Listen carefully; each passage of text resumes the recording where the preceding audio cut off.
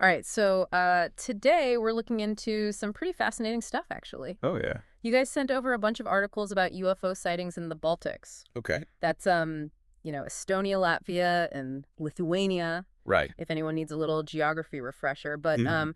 the Baltics are already kind of known for all their, like, folklore and paranormal stories. Yeah, definitely. But based on these articles, it seems like there might be something else going on, too. Interesting. Unexplained lights, unidentified objects, the whole shebang.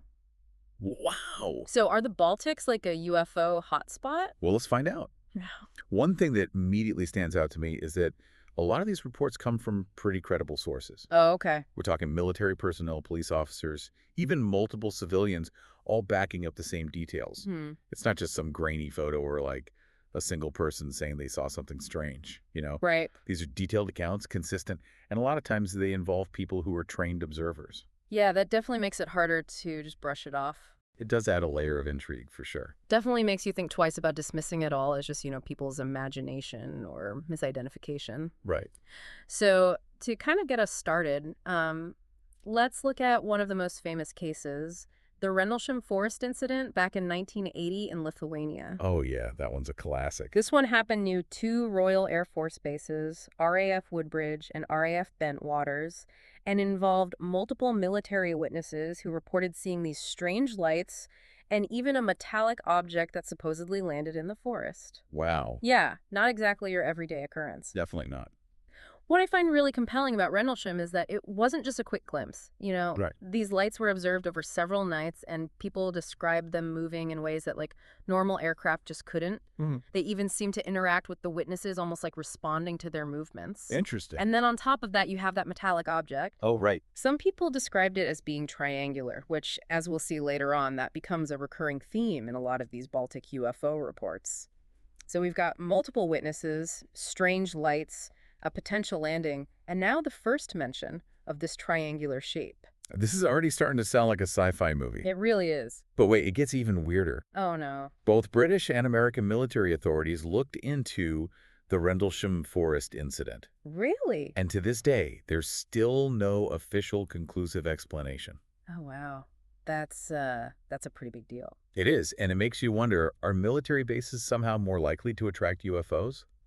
Is there something about their technology or their energy output or maybe even their strategic location that makes them a prime target for these unexplained things? It's like they're a beacon or something. Right. Or is it just that sightings near military bases are more likely to be reported and investigated because of all the security protocols they have in place? That's a good point. Yeah. It's almost like we're dealing with two mysteries here. The Yeah. mystery of the UFOs themselves and the mystery of why they seem to cluster around certain spots. Right. It's fascinating. But before we get too sidetracked on that thought, let's jump ahead to 1991. Same country, different city. Okay. This time it's the Canis incident, and it takes that whole triangular UFO thing to a whole other level. Oh, this one, I've heard about this one. Oh, yeah. So what happened there? Well, the Canis incident involved this massive triangular object silently hovering over the city. Silently. And we're not talking about some remote area. Yes. Canis is a major city. Yeah. So there were tons of witnesses, police officers, regular people, all describing this incredibly bright light coming from this silent triangular craft. Hold on a second. Let's break this down. Okay. We've got a massive object, triangular shaped, hovering silently over a city full of people. Right. This is like straight out of Close Encounters, but on a much bigger scale. I know, right?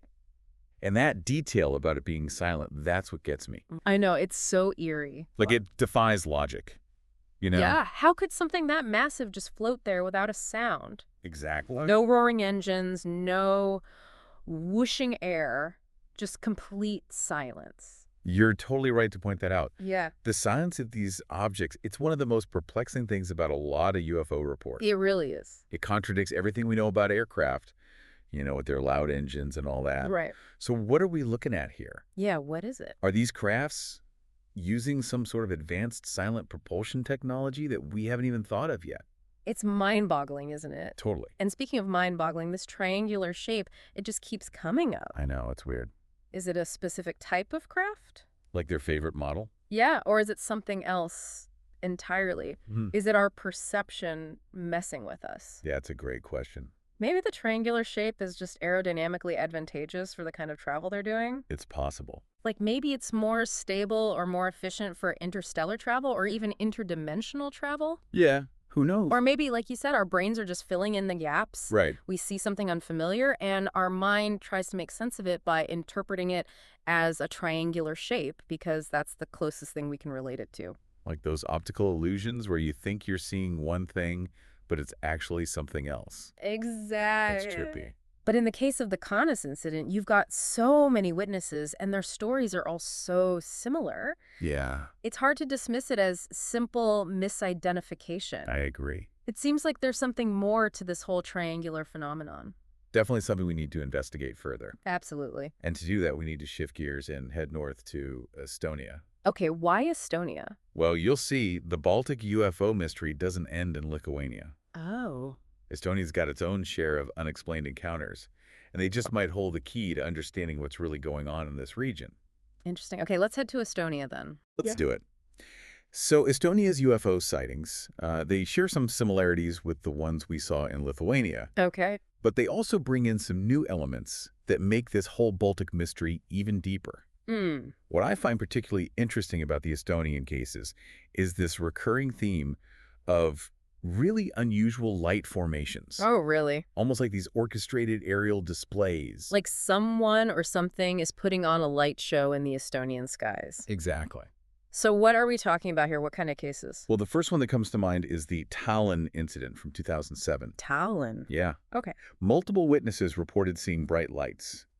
But it wasn't just random flashes. Mm. They described them moving in these really coordinated patterns, unlike anything they'd ever seen before.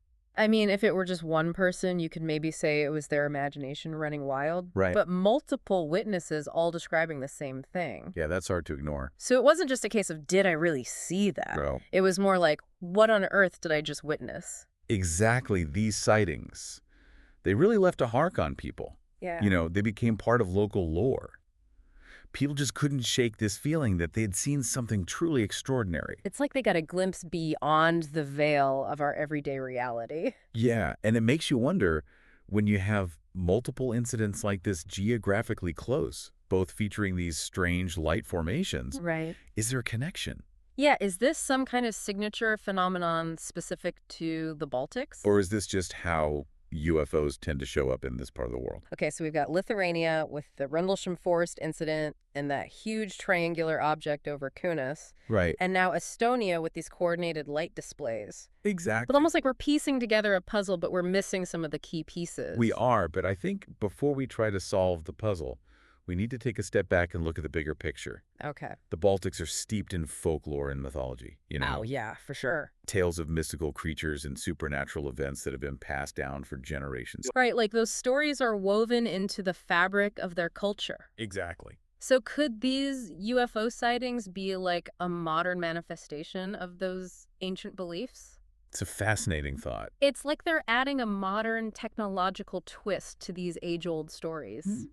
Instead of fairies dancing in the forest, it's lights dancing in the sky. I like that. But instead of being passed down through whispers and legends, they're documented in police reports and military investigations. It adds a whole other layer of reality to the realm of folklore. It really does. And that brings us to another important point, the role of skepticism. Right.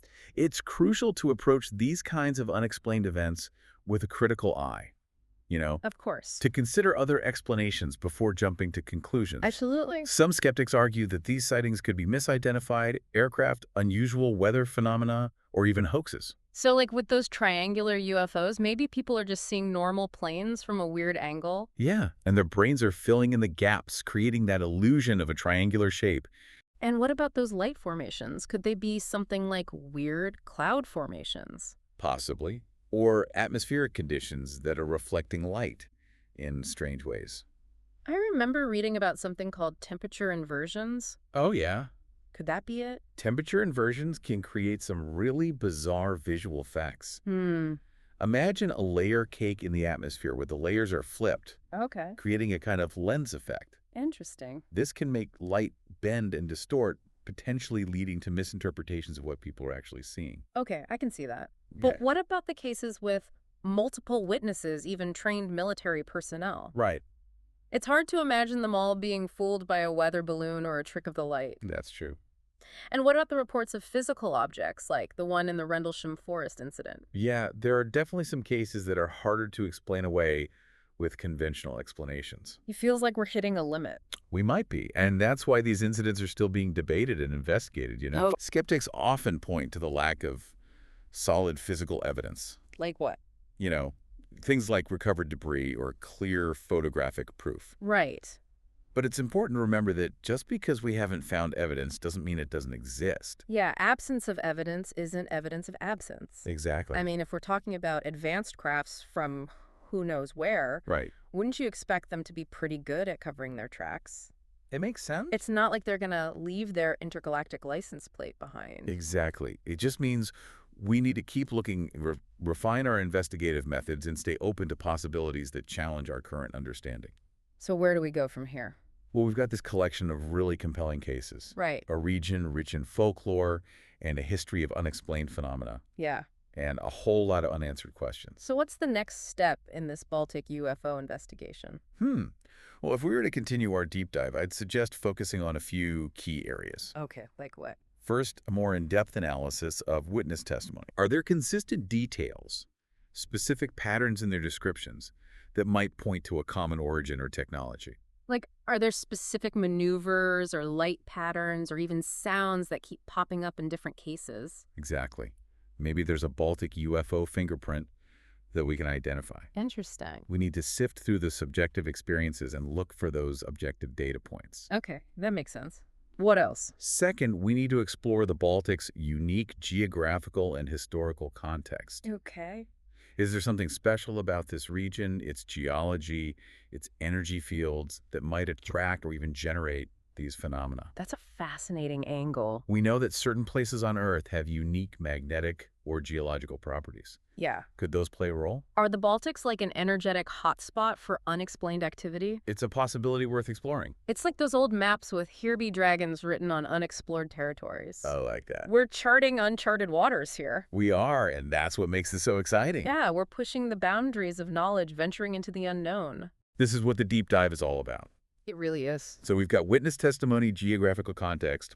What's the third piece of the puzzle? Well, the third and maybe the most challenging is the search for tangible evidence. Oh yeah, that's the holy grail. We need to develop new technologies and detection methods that can capture these phenomena with scientific rigor. Exactly. Not just blurry photos or eyewitness accounts, but hard data that we can analyze and verify. So not just relying on what people see or remember, but actually finding a way to measure, record, and analyze these occurrences. Precisely. Like imagine sensors that can detect electromagnetic anomalies or gravitational fluctuations or even temporal distortions. No, that would be groundbreaking. It's like we need a UFO detecting kit for the 21st century. We do. It's a tall order, but hey, maybe one of our listeners out there is already working on it. Maybe someone is building that UFO detector in their garage right now. You never know. Okay, so we've explored all these really incredible UFO incidents in the Baltics. We've talked about the region's history and all those fascinating folklore stories. Right. And we've even considered the scientific and skeptical points of view. It's been quite a journey. But after all of that,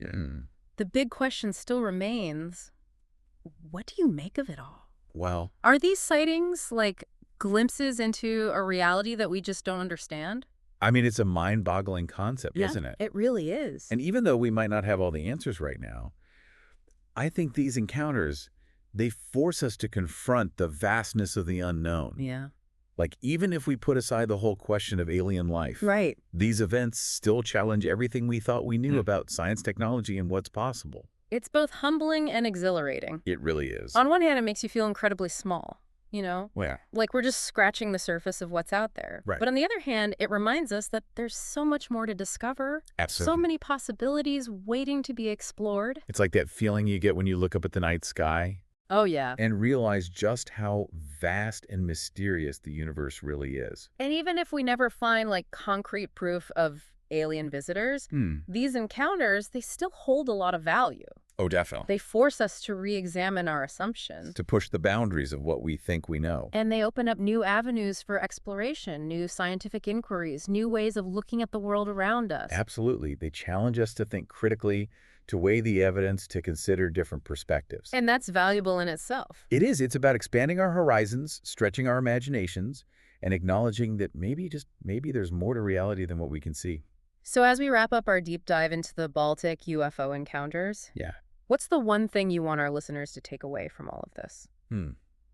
I want them to remember that mystery is a powerful force. It is. It drives us to question, to explore, to push the limits of what we know as humans. Right. And even though we may never have all the answers, Yeah. it's the pursuit of understanding that truly makes us human.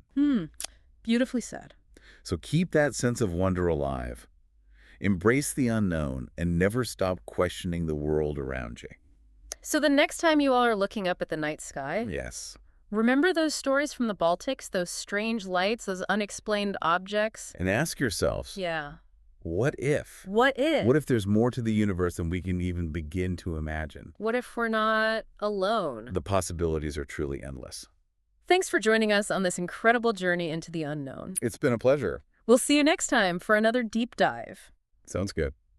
where we'll uncover more hidden knowledge and explore the wonders of the world around us. I can't wait. Until then, keep looking up, keep wondering, and keep searching for the truth.